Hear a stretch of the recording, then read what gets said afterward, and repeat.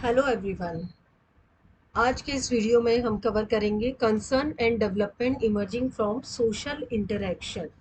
सामाजिक अंतरक्रिया के दौरान जो भी कंसर्न इमर्ज होते हैं, ठीक है। जब हम मनुष्य, अभी हमने विकास में बहुत सारी थ्योरी अब हम पढ़ चुके हैं और हमने कॉन्फ्रेंट वेनर के मॉडल से देखा कि मनुष्य जो है वो अंतरक्रिया के द्वारा भी विकसित होता है ना। वो अपने समाज से, अपने परिवार से, अपने पड़ोस से, या फिर सरकारों से, हर तरह से वो इंटरेक्शन करता है और उसमें वो विकास, उसका विकास होता है इससे भी। लेकिन उसके बावजूद इतने सारे जब वो अंतरक्रिया करता है तो कुछ तो ऐसे कंसर्न है, कुछ ऐसी चिंताएं हैं जो इससे उपजती हैं। तो वो क्या है, उन पर हम बात करें। सबसे पहले हम बात करते हैं सोशल इंटरेक्शन की। सामाजिक अंतरक्रिया क्या है? तो सामाजिक अंतरक्रिया बेसिकली जब हम एक दूसरे से कम्युनिकेट करने की कोशिश करते हैं, और ना सिर्फ एक दूसरे से, बल्कि जब हम खुद से भी किसी मुद्दे पर बातचीत कर रहे होते हैं, अपने आप से भी हम कम्युनिकेट करते हैं, तो उसको भी हम सोशल इंटरेक्शन या किसी भी तरह का इंटरेक्शन हम मानते हैं, ठीक है।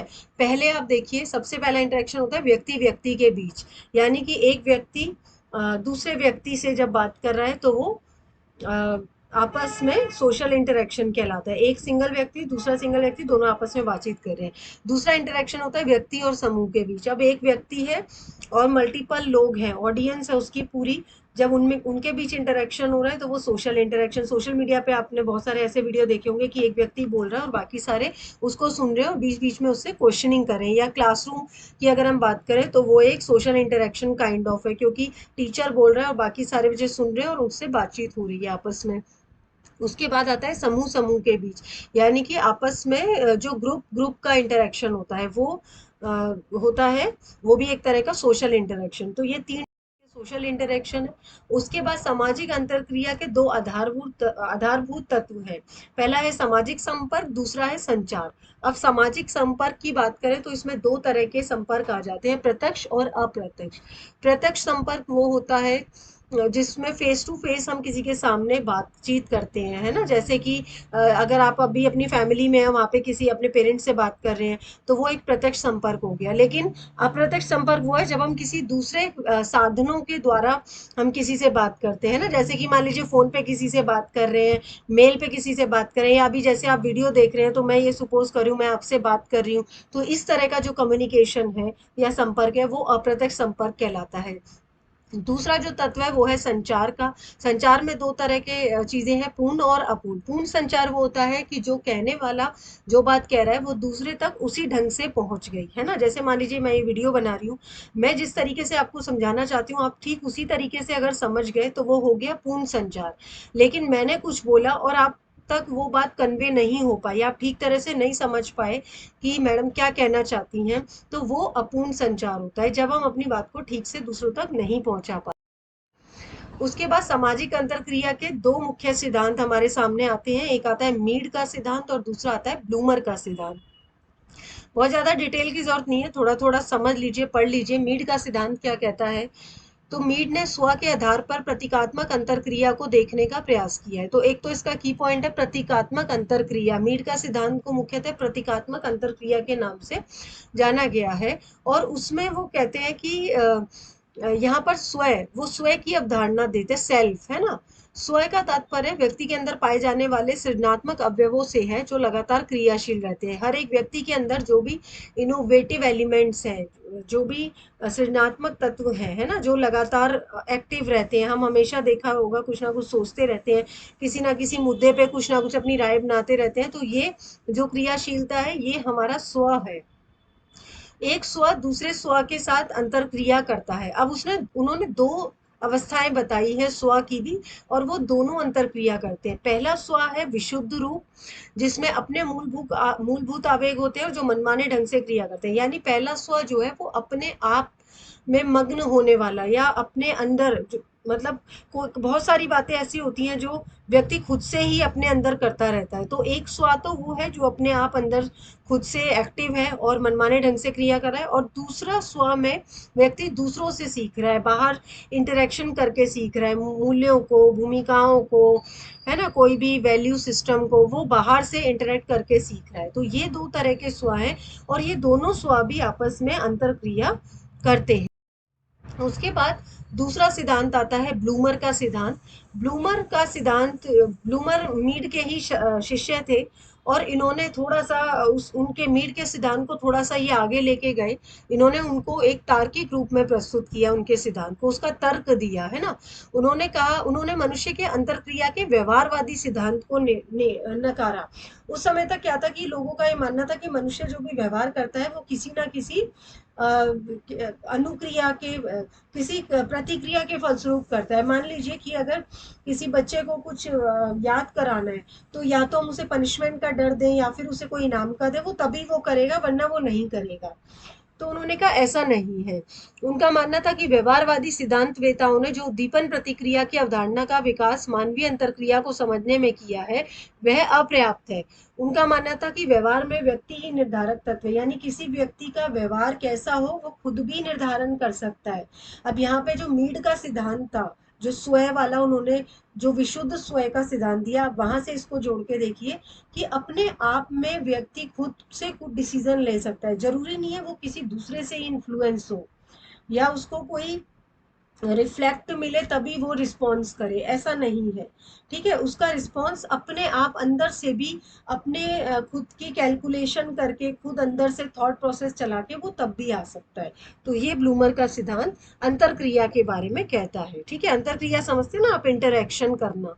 तो ये अब जब ये अंतरक्रिया होती है, जब बालक कोई सामाजिक सामाजिक अंतरक्रिया करता है, लोगों से करता है, अपने स्कूल से, पड़ोस से, हर किसी से करता है, तो उसके सामने क्या क्या समस्याएं आती हैं, क्या क्या चुनौतियां आती हैं। तो ये कुछ चुनौतियां हैं जो उसके सामने आती है।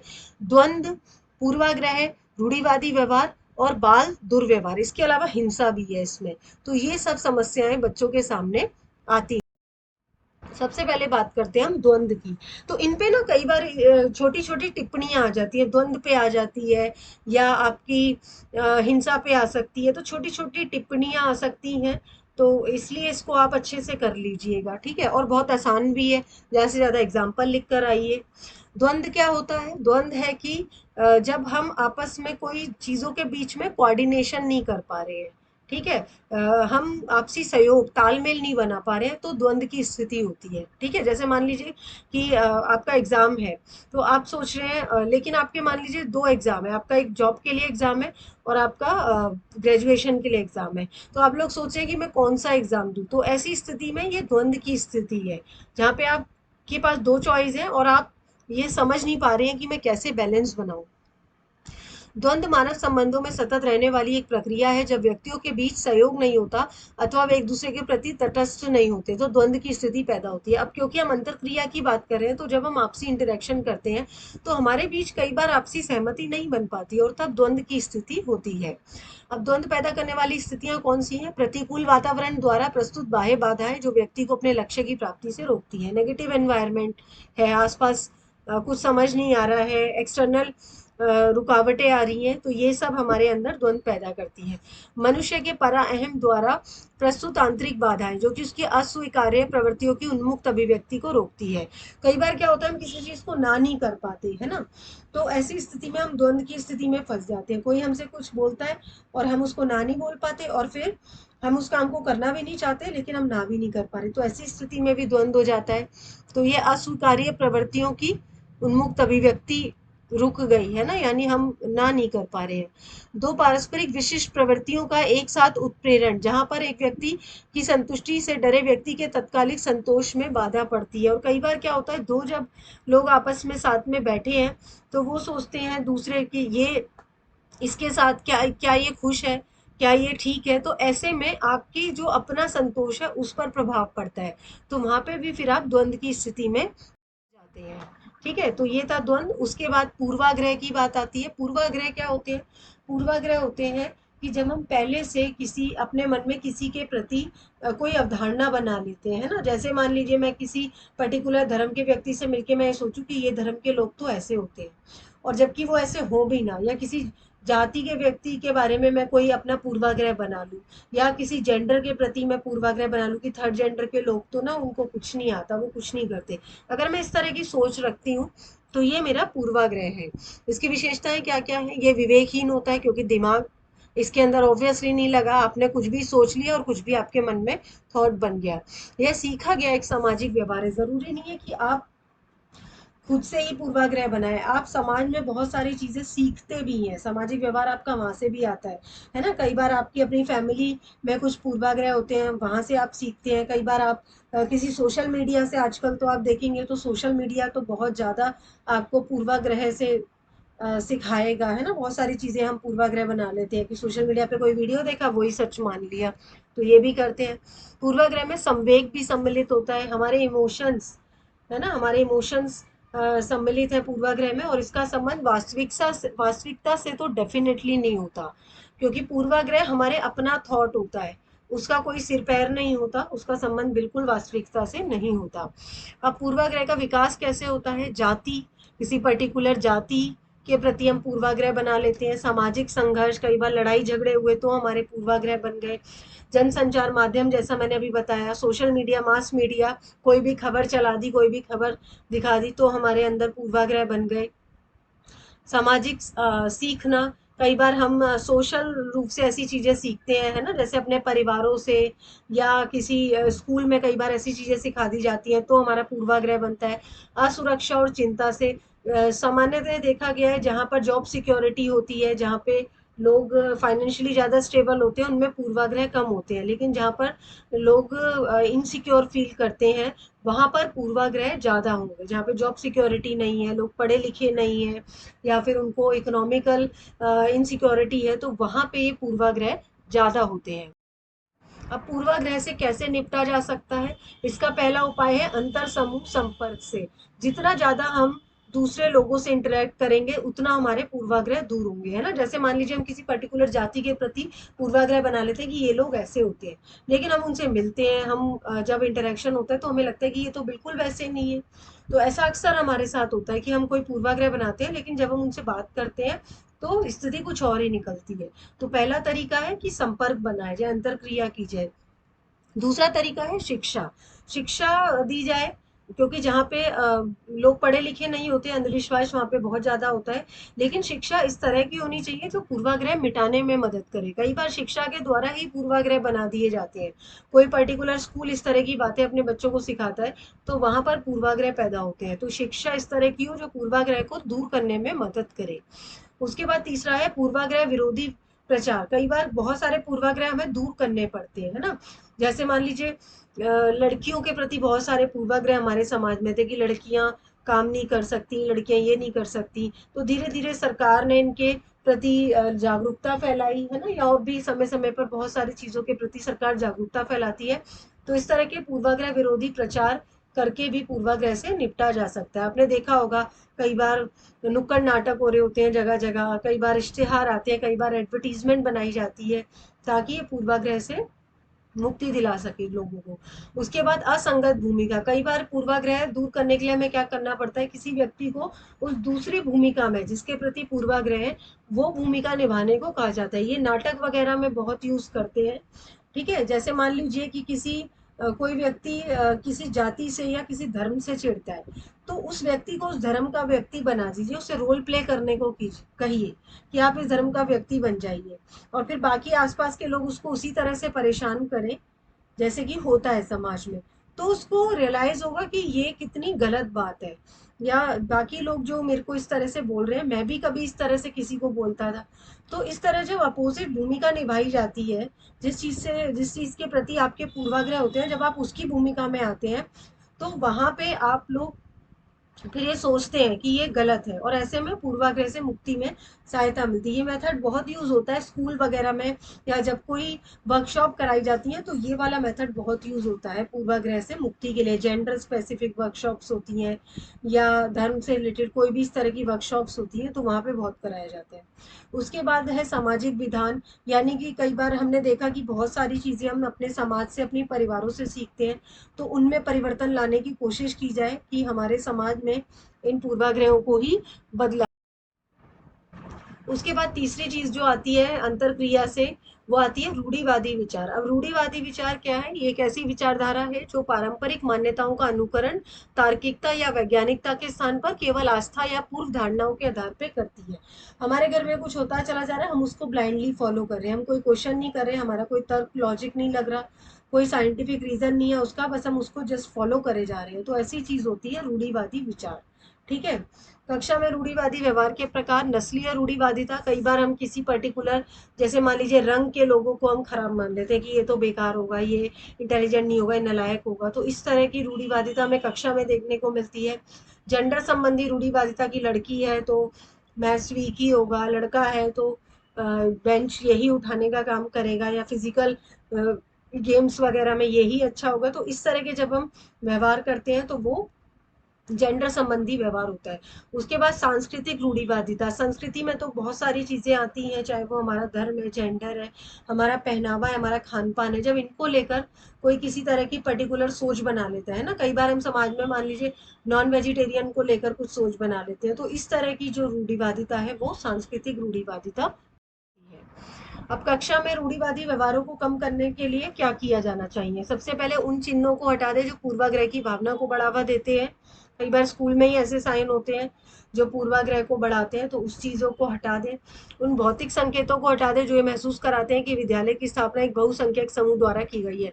कई बार विद्यालय में मंदिर होते हैं या कोई मूर्ति है या कुछ ऐसा है, तो स्कूलों को इन चीजों से बचना चाहिए।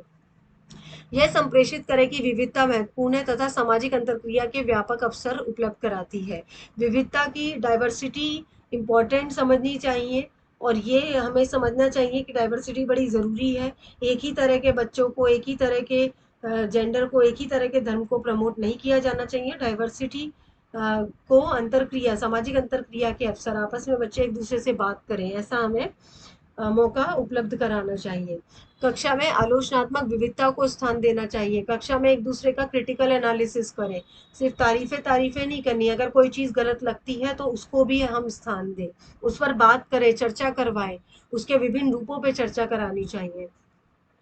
कक्षा में विद्यार्थियों के अनूठे व्यक्तित्व की सराहना करें और उसे स्वीकार करें। अगर कोई विद्यार्थी डिफरेंट है तो ये नहीं है कि उसके प्रति रूढ़िवादी भावना या पूर्वाग्रह बना ले, उसको उसकी अनूठे व्यक्तित्व की सराहना करें, उसकी तारीफ करें, उसको स्वीकार, एक्सेप्टेंस करें उसको। विद्यार्थियों में अंतर समूह संवाद और सहयोग को बढ़ावा दें, जिससे सहयोग व भाईचारे की भावना प्रबल होगी और नकारात्मक अवधारणा क्षीण होगी। यानी विद्यार्थियों में आपसी इंटरेक्शन कराया जाए, है ना, अलग अलग तरह की एक्टिविटीज कराए जाएं, सबको इंक्लूड किया जाए, ताकि आपसी सहयोग और भाईचारे की भावना प्रबल हो सके। उसके बाद अगला आता है बाल दुर्व्यवहार। ये भी एक समस्या है जो आपसी इंटरेक्शन से, बच्चे जब बाहर निकलते हैं, इंटरेक्शन करते हैं, घर में अलग अलग लोगों से इंटरेक्शन करते हैं, तो उनके साथ अलग अलग तरह के दुर्व्यवहार की समस्या भी सामने आती है। आजकल तो ये बहुत ज़्यादा समस्या है। किसी भी बच्चे के साथ हुआ वह व्यवहार जो उसे शारीरिक, मानसिक या सामाजिक रूप से परेशान करे और बालक प्रताड़ित करे, वो होता है बाल दुर्व्यवहार। इसके कई प्रकार हैं, जैसे है शारीरिक शोषण, यौन शोषण, भावनात्मक दुर्व्यवहार, बालक की उपेक्षा करना। शारीरिक शोषण क्या होता है? जहाँ पे बच्चे को फिजिकली असॉल्ट किया जा रहा है, उसका शोषण किया जा रहा है, या फिर कई बार उपेक्षा करते हैं, बच्चे पे ध्यान ही नहीं देते टीचर। आप स्कूल में देखिए, कई बार कुछ बच्चे ऐसे होंगे जिनको टीचर किसी फोकस में ही नहीं रखते, उनसे कभी कोई बात नहीं करते, कभी उनको क्लासरूम में शामिल करने की कोशिश नहीं करते। तो इस तरह की जो चीज़ें हैं वो उपेक्षा के अंतर आती है। अब है बाल शोषण के प्रभाव। बाल शोषण जब होता है तो एक तो बच्चा स्वयं को दोषी मानने लगता है। बच्चे क्योंकि छोटे होते हैं, उनमें समझ नहीं होती, तो उन्हें लगता है कि कहीं ना कहीं हमारी गलती है तभी हमारे साथ ऐसा हो रहा है। और जो शोषण करता होता है उसके प्रति नफरत और गुस्सा उनमें बहुत ज्यादा भर जाता है, चिड़चिड़े हो जाते हैं बच्चे, है ना, वो नफरत और गुस्सा उनके अंदर आ जाता है। किसी पर भी वो आसानी से भरोसा नहीं कर पाते, क्योंकि वो खुद शोषण का शिकार हुए होते हैं, तो भरोसा नहीं कर पाते।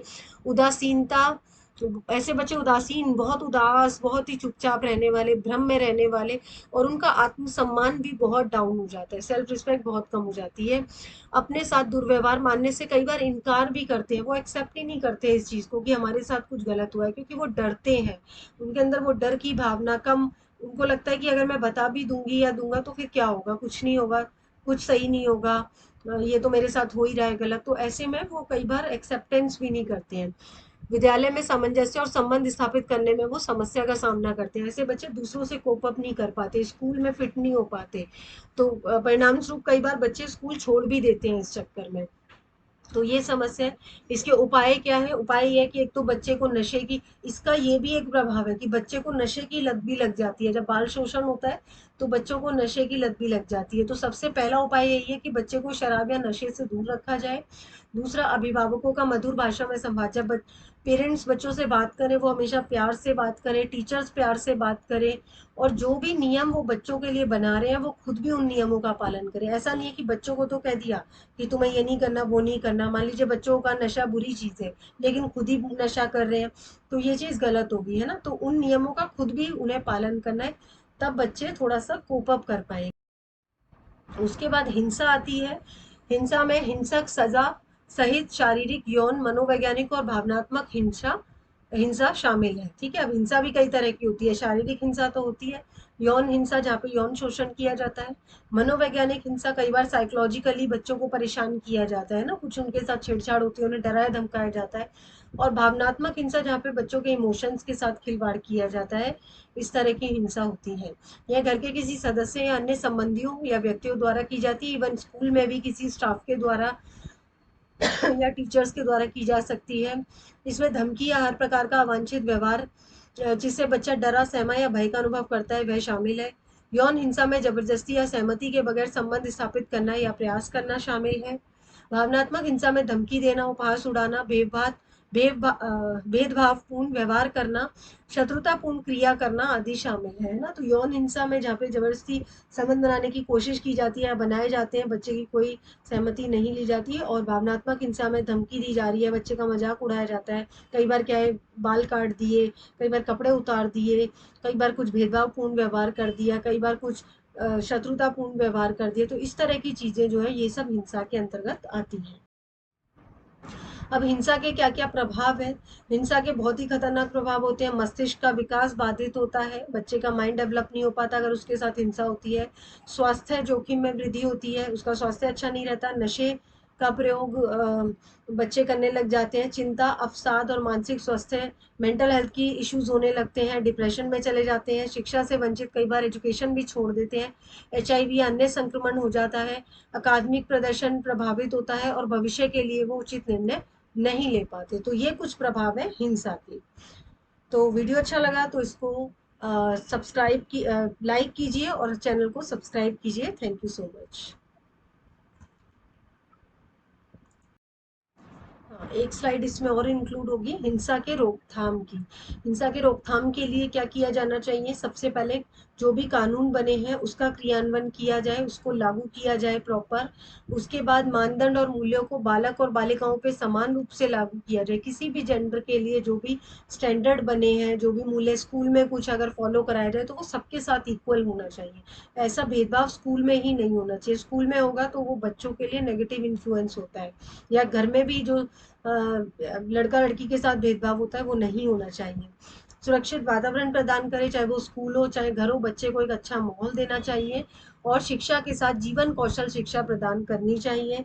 स्किल एजुकेशन देना, लाइफ स्किल सिखाना बच्चों को कि ऐसी सिचुएशन में क्या करना चाहिए अगर आपके साथ ऐसा हो रहा है। उनको कॉन्शियस बनाना, जागरूक करना, समय समय पे उनको ट्रेनिंग दी जाए, स्कूल में ट्रेनिंग दी जाए। पेरेंट्स बच्चों से बात करें, आपस में कम्युनिकेशन होना चाहिए। समय समय पे हर एक चीज़ की ट्रेनिंग दी जानी चाहिए, चाहे वो सेक्स एजुकेशन हो, चाहे वो बच्चे जब अपने ग्रोथ ईयर में है तो उनको फिजिकल एजुकेशन देनी हो। हर तरह की शिक्षा उन्हें घर से और स्कूल से मिलनी चाहिए, उनकी समय समय पे ट्रेनिंग होनी चाहिए। तभी ये हिंसा की रोकथाम, बच्चों को जागरूक बनाना चाहिए बेसिकली। तब बच्चे ये समझ पाएंगे कि उनके साथ गलत हो रहा है और वो इसके खिलाफ आवाज़ उठा पाएंगे। धन्यवाद।